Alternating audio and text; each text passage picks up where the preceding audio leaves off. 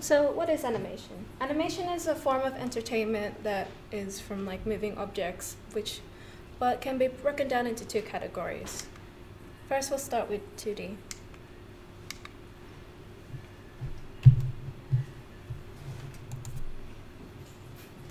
2D animation goes into different parts, despite what you may seem.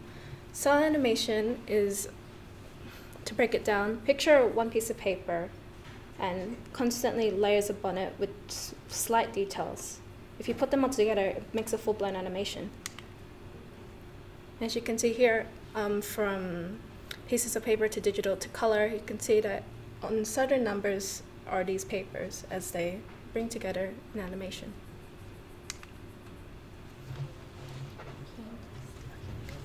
So basically, path animation is you have an identified path, and the object that you animate will go along that path. So you can. It's mostly to do with simple animations. So there are two ways you can do path animation. So can I just? Because I didn't bring any. I couldn't copy any GIFs. So there is one where there's an identified path, do that, and then the object will move along this path. And then there is one where you have locations already, and your animated object will move along there. And so, so the second one's using keyframes. Yeah. Each of those spots is a keyframe that your object will pass through. Yeah. And so I think they've added one. So as you can see, that spaceship went around. It's path animation. So behavioral animation is pretty much the control of many objects. They use this animation in a lot of crowds, a lot of numbers where there's way too many to just animate one by one. As you can see in these animations, there is many things that are animated. Like, it's pretty much a duplicate to save time, money, and labor. Okay, so morphing is you have a shape, example me, and then I turn into, I don't know, Shrek. So to morph, you use tweening or in-betweening. So usually in animation, they would have kind of simple, how do you say?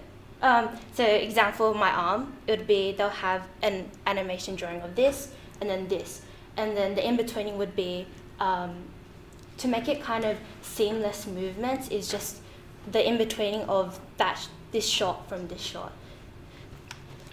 And I guess for morphing and in-betweening or tweening, they use it to kind of, it's like frame rates where there's more movement, it looks more realistic. And yeah. Another good example of tweening would be if you've seen Terminator 2, when the liquid metal Terminator turns into something else, you see it start as a blob and become a person. As you can hear, the bells are going on to agree with that. Yeah. So pretty much now we're gonna break into what parts make up an animation. So frame rates is a core part because, well, it's the frequency rate at which how many images are displayed at once. You would have 24 FPS shot for frames per second would be quite blocky animation, whereas nowadays we have 64 FPS would be pretty much perfect animation. As we see here, there are the very old school, like Sunday cartoons kind of style, where it would be about 4 frames per second just to save, 4 to 8 frames per second to save time, money, and labor, because cheap. Okay, so Matt is always telling us to cut unnecessary footage in our films and animations or whatever. So transitions are used to kind of connect this one scene from another scene, and simple kind of transitions is you would have a layer in animation. You have a layer that covers and it goes darker, so that you have, I don't know, another shot. A shot where, I don't know, the poop goes into the toilet. So it kind of connects and joins the relationship of your scenes. An example. So looping is a cheap technique used in animation where pretty much you just want to save time and money because you're not bothered to animate it fully. And an example of this would be just a simple walking animation where they're walking in the same place, such as these two. It just saves time and money, and it's quite simple because though it can bring a lot of attention, people use it a lot nowadays.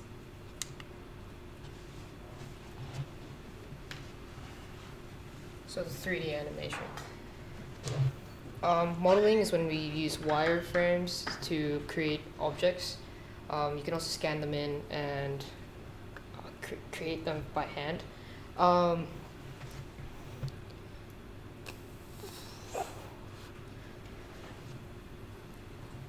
Yeah, it's used to replicate situations.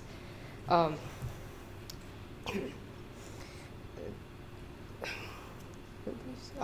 good example of this is CGI. So when Thor's using his hammer, it's a great example of that. Yeah. There are examples right there. Like for characters, we use wireframes to animate faces, the faces of the characters. Yeah, as you can see. My favorite development early stages of wireframes. Wireframes are used in the early developments of 3D sculpting and modeling, as you can change the width of different squares of an 3D object. And it's also the fundamentals of every 3D film, such as every Pixar film, like Toy Story or the Avatar film, which they all use wireframes. And this is what pretty much what wireframes look like. You can actually extend some of each of these squares outwards or inwards into them, or inwards. And here's Shrek and Donkey.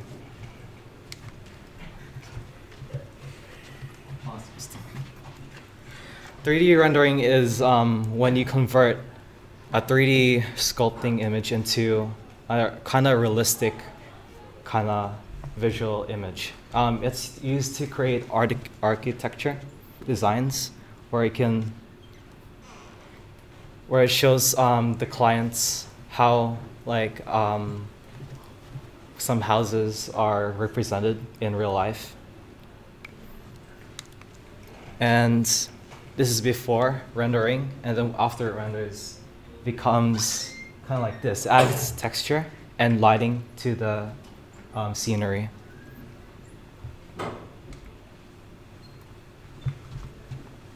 So morphing is when we have objects change, have a seamless transition into another sort of image. So a great example of this is facial movements. And why we use it is because it makes animation more complex. Because our industry is very demanding, and in games such as Call of Duty and Grand Theft Auto, I meant to say that. They have very realistic facial characteristics and objects going around in the game. So these are examples of morphing. So as we can see, it's transitioning into from here to there, and this is Ron. And as we can't see what you just pointed out, Sheila, from hand in the top left-hand corner into monster in the bottom right-hand corner. Yeah. Yes, Tom? Is that the monster from Scooby-Doo 2? It is. Yes. Great question. I'm glad you asked.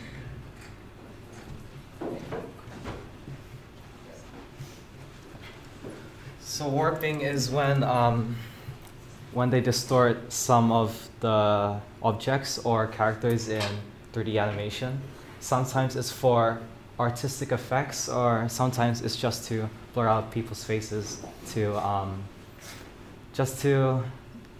not what do you call it? Oh yeah, it's just to hide their identity in news reports. Yeah. Well, I just got a GIF or GIF, whatever you say it. I think that's it. Motion capture. Okay, motion capture is when we sort of capture an actor's movements, usually just a couple of seconds, with tracking cameras, which is optical. But then we use systems which is non-optical to sort of take those images and put them through a system so we can animate over them.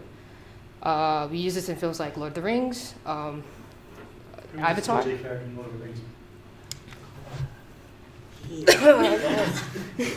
Yeah, as you can see, they're wearing skin tight suits. So, there are markers for their facial features. And that will mean that when the face gets animated, it gets a lot of detail there. Talking about morphing and warping, you can move the face around so you get real emotion. Probably the best example of mocap, particularly facial capture, would have been in LA Noire, where you had to decide if the person was lying when you interrogated them.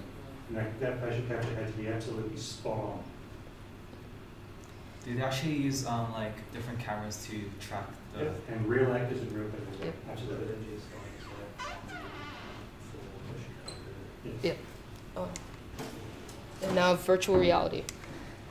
Simulators is when we sort of imitate reality and digitally. And so we have, so a great example of this is flight simulators. So in the military and in other places, they use it to train people to do certain operations. And it sort of alleviates from like, it's much more safer than training them up in the air. So it's good preparation work for them. So that's why we use it. That's examples. We also use it in video games as well. So yeah. So as you can see, this is the model, and that is sort of the simulation that it runs through. So the model is the program itself, and the simulation is the operation that it goes through. And walkthroughs. Walkthroughs are very important to our today's society because it allows architects and other designers to showcase their work into the public. Instead of like walking into an open house around the streets, you can use virtual reality like headsets or your smartphones just to see what's inside. And that will help the clients give a good representation of what they're gonna buy.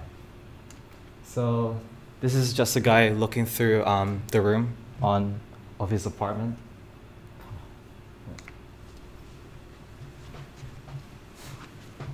Okay, so it's basically just you know how we now have a 360 camera. So in animation, it's more of a picture, wider picture that is brought into a program where it's a 360, so a 360 degree view of a scene, and it becomes into a virtual world landscape. And this can be in context of games, and possibly in the future we could have movies where we can have a 360 view of what surrounds us.